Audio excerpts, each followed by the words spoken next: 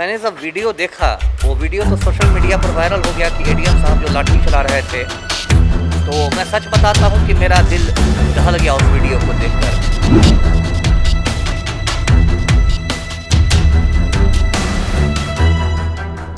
अब ये जो एडीएम साहब थे, अब खुद आप देखिए, वो जो लड़का था अनीसुर रहमान, शिक्षक अभ्यर्थी, वो बंदा गिर गया है नीचे।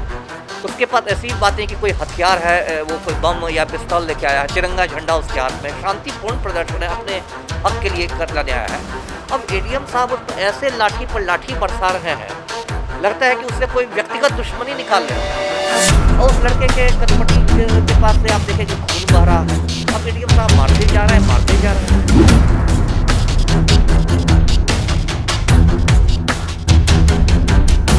प्रत्यक्ष को क्या प्रमाण चाहिए?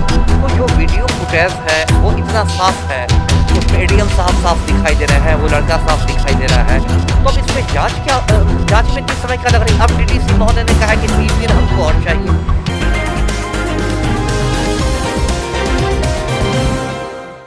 बीते दिनों पटना के डाक बंगला चौराहा पे सीटेड बीटेड के अभ्यर्थी प्रदर्शन कर रहे थे। अभ्यर्थियों का बस एक ही मांग था, 7वें चरण का प्राथमिक विज्ञप्ति जारी हो। लेकिन कहीं ना कहीं पटना के जो एडीएम है के सिंह, उन्होंने ना कुछ देखा, उसके बाद अभ्यर्थियों पे लगातार डंडे बरसाने लगे। बता दें आपको कि अभ्यर्थी के हाथ में जो है वो तिरंगा था और कहीं ना कहीं तिरंगे का अपमान हुआ था। उसके बाद लगातार अभ्यर्थी जो है वो काफी आक्रोशित हैं और कहीं ना कहीं बहाली की भी मांग कर रहे थे। और बिहार के उप मुख्यमंत्री तेजस्वी यादव ने आदेश दिया था कि जल्द से जल्द कार्रवाई जो है वो की जाए, लेकिन अभी तक कुछ नहीं हुआ।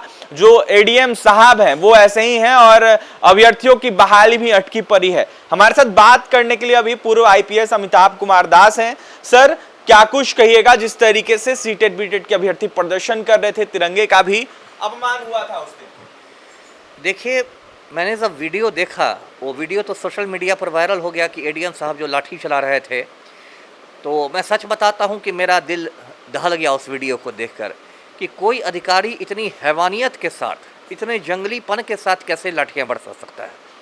देखिए, जब हम लोग की ट्रेनिंग होती थी, आईपीएस की ट्रेनिंग होती थी, हम लोग हैदराबाद में थे, तो उस पूरी ट्रेनिंग में हम लोग को ये बात मतलब घुट्टी में पिलाई गई थी मंत्र की तरह कि मिनिमम यूज़ ऑफ फोर्स होना चाहिए, न्यूनतम बल प्रयोग जिसको हिंदी में कहते हैं। जब आप विधि व्यवस्था ड्यूटी के समय कई बार ऐसे मौके आते हैं जब आपको बल प्रयोग करना होता है, भीड़ उग्र हो जाती है, आगजनी करती है, तोड़फोड़ करती है, बल प्रयोग आपको करना पड़ेगा।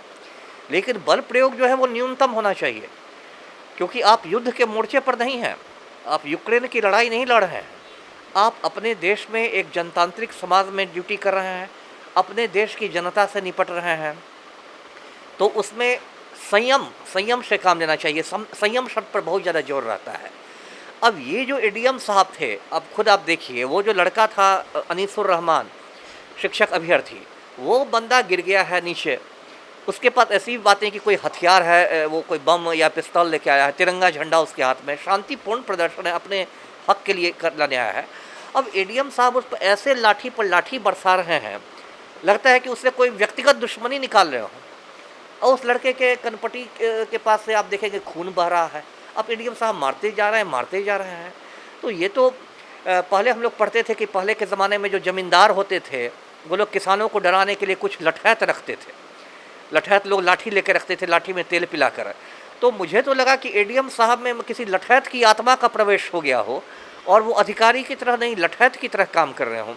तो ये तो बहुत दुर्भाग्यपूर्ण बात है और मैंने इसलिए मांग की है, और भी चैनलों पर मैंने मांग की है कि इनको निलंबित करना चाहिए, सस्पेंड करना चाहिए, और जिस तरह से इन्होंने पिटाई की है, इन पर हत्या के प्रयास का मुकदमा होना चाहिए। सर, देखा जाए तो अभ्यर्थियों को उन्होंने पीटा ही, उसके बाद पत्रकारों से भी बदसलूकी। वही मैंने बताना है कि क्या ये सत्ता का नशा है, अफसरशाही का नशा है, किस चीज़ का नशा है। ये अधिकारी भूल जाते हैं कि ये लोग जन सेवक हैं, है ना, ये सरकारी सेवक हैं। ये लोग तो पता नहीं किस चीज़ का इन पर नशा है, पत्रकारों को धक्के दे रहे हैं। और इसकी तो लगता है कि वो जान दे देते, वो तो मतलब आईसीयू में भर्ती होना पड़ा, जिंदगी और मौत के बीच झूल रहा था। कहीं ना कहीं सब कुछ सामने है। उसके बाद बिहार के उप मुख्यमंत्री ने प्रेस कॉन्फ्रेंस कर यह कहा कि हमने आदेश दिया है, जांच हो रही है। अभी तक सर जांच हो रही है, 1 हफ्ता होने वाला। वही ना मुझे आश्चर्य है। इसमें जांच, अगर जांच होनी भी थी तो इसकी जांच में 15 मिनट पर्याप्त थे। एक कहते हैं ना संस्कृत में कि प्रत्यक्षम किम प्रमाणम, प्रत्यक्ष को क्या प्रमाण चाहिए। तो जो वीडियो फुटेज है वो इतना साफ है, उसमें एडीएम साहब साफ दिखाई दे रहे हैं, वो लड़का साफ दिखाई दे रहा है। तो अब इसमें जांच में इतनी समय क्या लग रही। अब डीडीसी महोदय ने कहा है कि 3 दिन हमको और चाहिए। अब ऐसा लगता है कि डीडीसी महोदय इस लाठीचार्ज पर पीएचडी कर रहे हैं, लगता है। कहा जा सकता है, क्योंकि जब उसके हाथ में तिरंगा है और आप देख रहे हैं और एक तरफ आप आज़ादी का अमृत महोत्सव मना रहे हैं, 75 बरस मना रहे हैं, और आप तिरंगे पर भी डंडे पर डंडे बरसाए जा रहे हैं, तो ये तो सब कुछ मिला जुला के देखिए बहुत दुर्भाग्यपूर्ण स्थिति है। और ऐसा मुझे लगता है कि ये एडीएम साहब के पीछे कुछ वही बात जो है, कुछ राजनेता लोग हैं जो उनको बचा रहे हैं। नहीं तो अब तक तो कार्रवाई हो जानी चाहिए। कोई आम आदमी रहता तो उस पर तो कार्रवाई हो जाती। जी, प्राथमिक जो बहाली को लेकर अभ्यर्थी मांग कर रहे हैं उसको लेकर सर क्या कहिएगा, क्या कुछ सरकार को करना चाहिए? ये एकदम जायज़ मांग है, जायज़ मांग है। क्यों नहीं 7वें चरण की बहाली शुरू होगी। देखिए मई जून के महीने में, इतनी गर्मी के महीने में इन अभ्यर्थियों ने 40 दिन तक गर्दनी बाग में धरना दिया था, पटना की सड़कों पर भिक्षाटन किया था, शांतिपूर्ण प्रदर्शन किया था। उसके बाद सरकार के नुमाइंदों ने कहा कि जुलाई में अधिसूचना निकाली जाएगी, तो वो लोग अपने अपने घर लौट गए। अब देखिए अगस्त बीत रहा है, अब 2-3 दिन बाद सितंबर शुरू हो जाएगा, अब तक अधिसूचना नहीं निकली। बीच में शिक्षा मंत्री भी बदल गए, है ना। तो कहीं ना कहीं देखा जाए तो बिहार के जो शिक्षा मंत्री पूर्व में थे विजय कुमार चौधरी, उनका कहना था कि जो अगस्त माह है वो खत्म होने दीजिए, छठा चरण बिल्कुल खत्म हो जाएगा, उसके बाद 7वें चरण को लेकर हम बैठक करेंगे, उसके बाद जो शेड्यूल है वो जारी करेंगे। लेकिन कुछ नहीं हो रहा है ना। तो बताइए, इसमें तो लोगों में निराशा आना, हताशा होना, आक्रोश होना, ये सब स्वाभाविक है। आपने चुनाव के समय 19 लाख नौकरियों का वादा किया, फिर कुछ दिन पहले मैंने पढ़ा कि तेजस्वी ने कहा कि 10 लाख नौकरियां मिलेंगी, सीएम ने उसमें अपनी ओर से 10 लाख नौकरी जोड़ दिया, 20 लाख नौकरियां हो गई। तो ये नौकरियां सिर्फ कागज़ पर ही मिलेंगी कि असली में भी किसी को मिलेगी? जुमलेबाजी से सरकार कितने दिन तक चलेगी?